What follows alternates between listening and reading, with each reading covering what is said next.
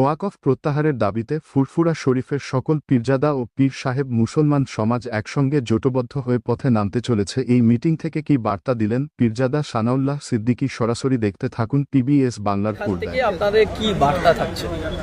ইতিমধ্যে তো আমাদের অনেকে আলোচনা করেছেন, কামরুজ্জামান ভাই সহ, মেহরাব ভাই সহ, সাজাদ ভাই সহ অনেকে আলোচনা করেছেন। আমাদের একটাই আলোচনা, আগামী দিন আমরা কি সিস্টেমে আগালে এই বিষয়টা বিলটাকে আমরা প্রত্যাহার করতে পারবো, সেই গাইডলাইনটাই আমরা আজকে আলোচনা করেছি। এবং অল ইন্ডিয়া মুসলিম পার্সোনাল ল বোর্ড তাঁরা আমাদের সামনে থেকে যে সিস্টেম, যে পদ্ধতি আমাদের করে দেবেন, সেই পদ্ধতি নিয়ে আমরা গোটা ভারত জুড়ে আমরা আন্দোলন করব। অল ইন্ডিয়া মুসলিম পার্সোনাল ল বোর্ড গোটা ভারত জুড়েই আছে। আমরা এই আন্দোলন শুধু বাংলা নয়, শুধু কলকাতা নয়, আমরা এই আন্দোলন গোটা ভারত জুড়েই আমরা সেই সিস্টেমে এক পদ্ধতিতে আমরা আগে যাব। আপনাদের ফুরফুরা শরীফের সমস্ত পীরজাদারা কি এই আন্দোলনকে সমর্থন করবে? ইতিমধ্যে আপনারা দেখেছেন যে আমরা সমস্ত পীরজাদারা বসে একটা বাইট দিয়েছি, বার্তা দিয়েছি। আমরা আমাদের আন্দোলনের কর্মসূচি তৈরি করেছি এবং আমাদের যে আন্দোলনের কর্মসূচি, বাংলায় আপনারা জানেন ফুরফুরা শরীফ একটা বিরাট জায়গা দখল করে আছে মানুষের অন্তরে।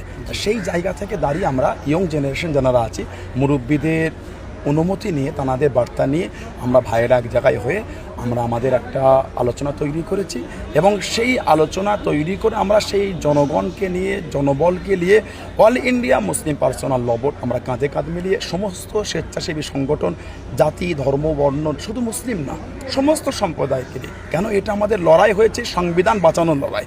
আজকে যে আইন পাশ হয়েছে সংবিধান বিরোধী, সংবিধান বাঁচানো শুধু মুসলমানের কর্তব্য নয়, হিন্দুর কর্তব্য, দলিতদের কর্তব্য, আদিবাসী কর্তব্য, পাঞ্জাবি, গুজরাটি, শিখ, মারাঠি, জৈন, বৌদ্ধ, সমস্ত সম্প্রদায় মানুষের কর্তব্য। তাই সমস্ত সম্প্রদায় মানুষকে আমরা আগে এক জায়গায় এসে দাঁড়িয়ে আমরা সুন্দর করে, যাতে করে এই আইন প্রত্যাহার করতে বাধ্য হয়, সেই রাস্তায় আমরা আগাবো। এই প্রোগ্রামে আপনাদের মুরব্বীরা নিশ্চয়ই থাকবে?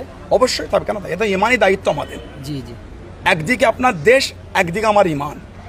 আপনি দেখেন দেশের সংবিধানকে ধ্বংস করে দিচ্ছে। দ্বিতীয় নম্বর যদি দেখেন, আমাদের পূর্বপুরুষরা, আমাদের মুরব্বীরা আল্লাহর রাস্তায় এই মাল ব্যয় করেছেন, ওয়াকফিলিল্লাহ করেছেন।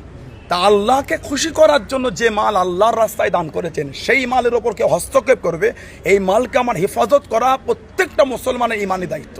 তাই সেই ইমানি দায়িত্ব জায়গায় দাঁড়িয়ে এই বিলের কেউ বিরোধী করতে পারে না।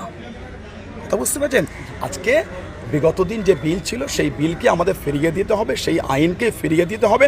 আমি যেন আমার মৌলিক অধিকার, আমাকে যেটা সংবিধান দিয়েছে, সেই মৌলিক অধিকার আমি যেন প্রাপ্য বুঝে নিতে পারি। সেই প্রাপ্য বুঝে আমরা যেন বিগত দিন যেভাবে ওয়াকফের সম্পত্তি যেভাবে ব্যয় হয়েছে, মাদ্রাসা, মসজিদ, ঈদগাহ, খানকা, আমাদের নেতৃত্বে, আমাদের নেতৃত্বে ইনশাআল্লাহ আগামী দিন যেন সেইভাবে আমরা পরিচালনা করতে পারি। সেই ক্ষমতা আমাদের হাতে বিগত দিন যেমন ছিল, সেভাবে আমরা সেই ক্ষমতা আবার ফিরিয়ে পেতে চাই। আপনার নামটা বলুন। সানাউল্লাহ, ফুরফুরা তরশি।